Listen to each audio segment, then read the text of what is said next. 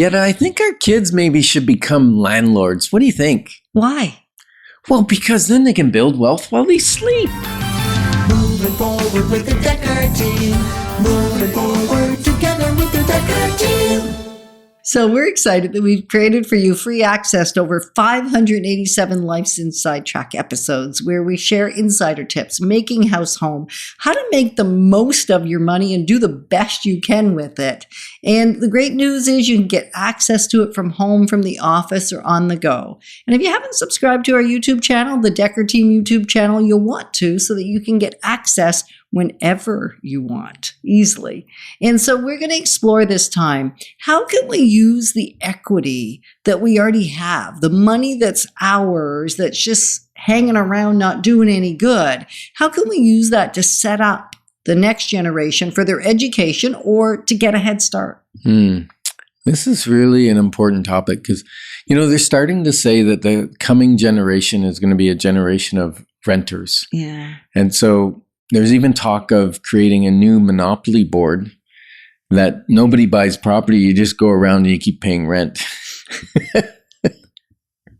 How would that be? Yeah, it's interesting. And the challenge becomes if you're paying rent, unless you're living with lots of other people in that rental property, you're probably spending as much money on rent as you are on owning the home.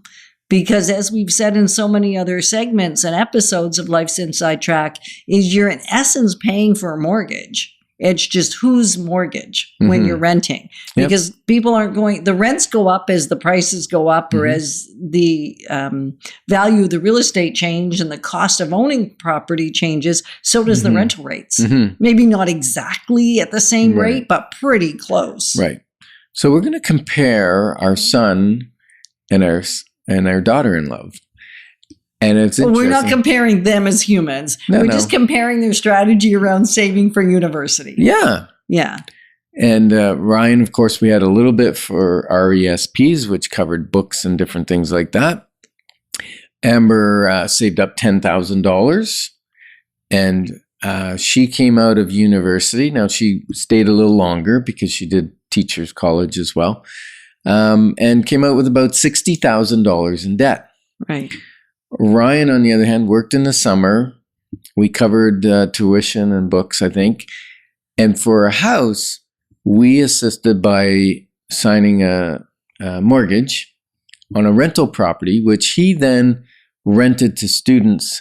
And he was a student in it himself and made all kinds of income from that, paying the mortgage. He basically lived there for free with the others living there. Now, he did sleep in the furnace room. He was a single guy. He didn't mind, and it was a big space. So he just made it look somewhat cozy, but that's where his bedroom was set up. So he could rent out the apartment in the lower level as well as the bedrooms upstairs. So he had basically a duplex that allowed really very good income. Right. When he was going to college. Yeah. And so after college graduation, he came out of that actually with zero debt, zero education debt, and $100,000 in equity. Right.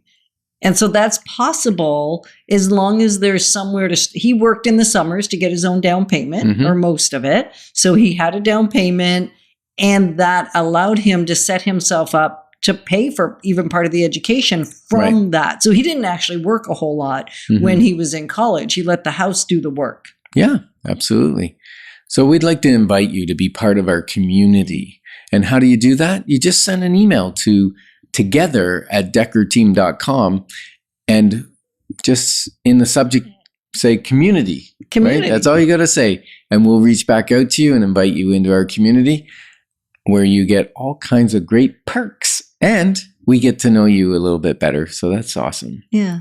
And so as we're thinking about this, what is something everybody that's listening ought to know around how do you handle the whole education thing and how do you set up others to win with your own equity? Well, many of our clients are looking at, okay, they've been in their home for 10 years or so. They've got a chunk of equity in it. They can remove that, take that as a down payment to buy a rental property. And some of them are buying one rental property per child knowing that, if they buy it when they're 5 and then, 13 years later, they're going to need the money, there's going to be a lot of equity in that rental property from mortgage pay down and equity growth typically. And then they're going to go, okay, now I can do two things. One of two things. I can sell the property, take a chunk of money, pay the education, but I'll have to pay some capital gains tax on that income. Or what a lot of people do is they refinance it back up to 80%. They take that money, pay for the education, and while their child's going to school, the property continues to grow in value and the mortgage starts to get paid down again. So who's paying for your child's education? Your tenant. Well, your tenant and property value escalation. Yeah. It's a beautiful plan. It really is a beautiful plan. And then the beautiful thing is when it comes time for them to move past secondary education, there's actually more money sitting there, either for a down payment into something else, or maybe that's the home they want to move to. Right. And we're seeing this, this generational wealth, the people pooling their resources to build generational wealth. We saw it when different cultures came to Canada after the war. Families would go together. There'd be several families in a house, and they would go together until that house got paid down enough that they could go buy another one, and then parts of the family would move out. And they did what it took to get their start in the real estate industry because they knew that real estate is a wealth tool. Now, we're seeing this again. Prices are higher, interest rates are a little bit higher. We're seeing multi-generational families coming together, buying properties, buying duplexes, triplexes, something where they can still have their separation, but they're living right next door to each other, and they have a tenant that's paying part of the mortgage, and they're building wealth that way. Which is fantastic. And I know we did that. And another option which is what we did with Candace and Sasha, we bought an investment property and we shared the expenses and we shared the income and then the benefiting result when it came time to sell it. Mm-hmm. Right. And so there's lots of different ways of doing this together. You don't have to have all the access to the money or all the access to the information all on your own. Yeah, or all the access to the creditworthiness, because sometimes together you can move ahead faster. Yeah. Yeah, so it's been really, really cool. So the big thing is start as early as possible. Let time do the heavy lifting. Yeah, right? Don't get, like if you're thinking, but my kids are already 16 or they're 17, so maybe this isn't the best strategy, or maybe it is. Maybe it's still time to pull some equity because then you can use it for their future as they're done post-secondary or past post-secondary. And also there's multiple people that are buying that rental property that's in the school district where they're going to post-secondary. They stay in it. They learn how to be a landlord, how to manage other people living in the other rooms.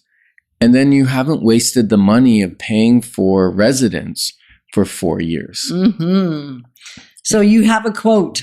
Yeah, Warren Buffett says, someone is sitting underneath a tree in the shade because someone else planted it a long time ago.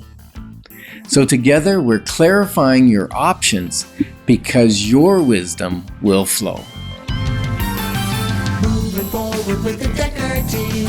Moving forward.